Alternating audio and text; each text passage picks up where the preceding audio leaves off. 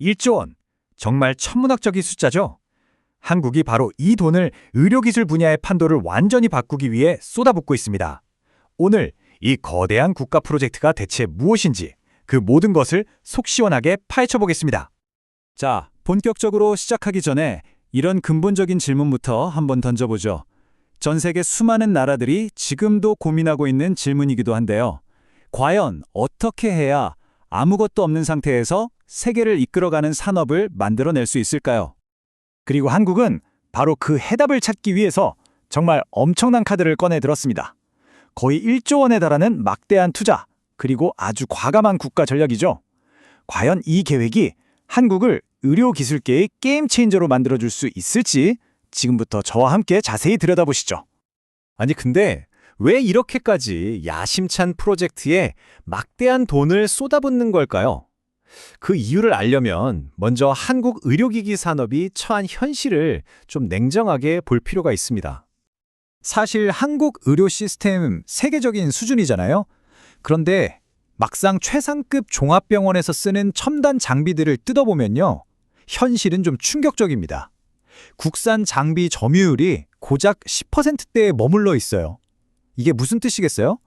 핵심 기술 대부분을 해외에 의존하고 있다는 거죠. 그리고 이런 해외 의존도는 사실 더 큰 문제의 일부일 뿐입니다. 시장을 보면 대부분이 중소기업이라 글로벌 경쟁이 쉽지 않고요. 결정적으로 팬데믹 때 공급망이 얼마나 취약한지 우리 모두가 뼈저리게 느꼈잖아요. 이 모든 상황이 딱 한 가지를 말해주고 있었던 겁니다. 아, 이대로는 안 된다. 근본적인 변화가 필요하다.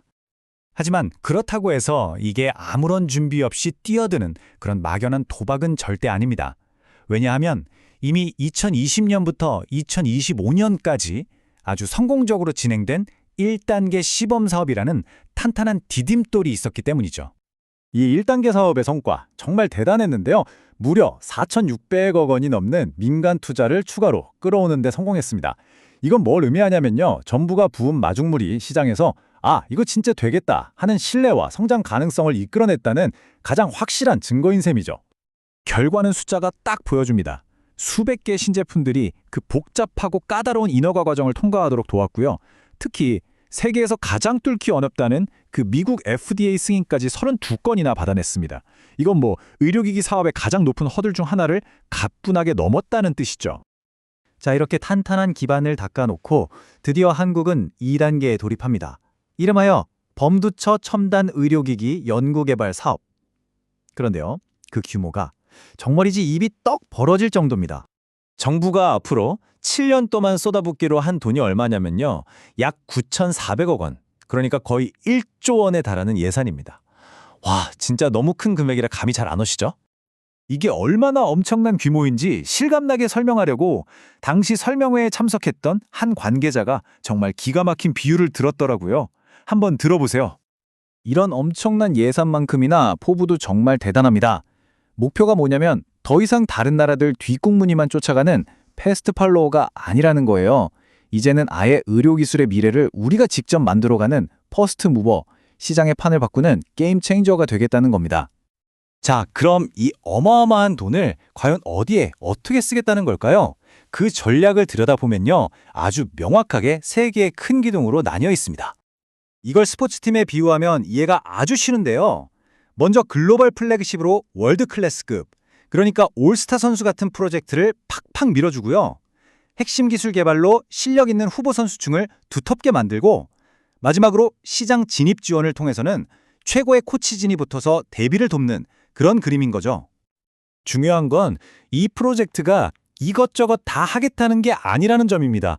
대신에 이거다 싶은 미래의 유망 분야 몇 개를 딱 정해서 거기에 전략적으로 모든 역량을 집중하는 방식이죠. 정부가 한국의 미래를 걸고 선택한 분야가 바로 이 6가지입니다. 인공지능이랑 빅데이터 기반 진단기기, 의료 로봇, 첨단 영상 장비, 그리고 차세대 치료 기술, 치과나 최소 침습 기술, 마지막으로 재생의료까지. 하나하나가 정말 차세대 의료의 심장이라고 할 수 있는 기술들이죠. 바로 여기서 한국이 글로벌 리더가 될 수 있다고 보는 겁니다. 그리고 이 분야들을 선도하기 위해서 이 프로젝트는 가장 야심차고 도전적인 글로벌 플래그십 과제들에 정말 아낌없이 지원을 합니다. 지금부터 소개해드릴 몇 가지는요, 듣고 있으면 거의 SF 영화 이야기가 아닌가 싶을 정도예요. 자, 첫 번째는 인공지능이 탑재된 내시경입니다. 이게 뭐냐면 의사의 눈이 놓칠 수도 있는 아주 미세한 암세포 같은 병변을 인공지능이 알아서 찾아내고 진단까지 도와주는 거예요. 질병 조기 발견율을 정말 획기적으로 높일 수 있겠죠. 다음은 뇌 컴퓨터 인터페이스, BCI라고도 하죠. 말 그대로 뇌에 작은 칩을 심어서 생각만으로 로봇 팔이나 휠체어 같은 보조장치를 움직이게 하는 기술입니다. 전신마비 환자분들의 삶을 완전히 바꿔놓을 수 있는 정말 혁신적인 기술이죠. 그리고 마지막으로 차세대 방사선 암치료기입니다. 기존 치료기보다 훨씬 더 정밀하게 암세포만 공격해서 치료 시간은 확 줄이고 환자가 겪는 고통스러운 부작용은 최소화하는 게 목표입니다. 자, 들어보시면 아시겠지만 이건 단순히 어떤 산업 하나를 키우자는 전략, 그 이상입니다. 이 프로젝트의 성공은 우리 모두의 건강, 우리 경제, 그리고 국가 안보와도 아주 깊숙하게 연결되어 있습니다.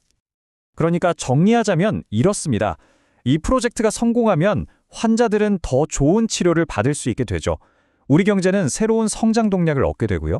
그리고 우리나라는 핵심 의료 기술을 우리 손에 쥐게 되니까 보건안보가 훨씬 튼튼해지는 겁니다.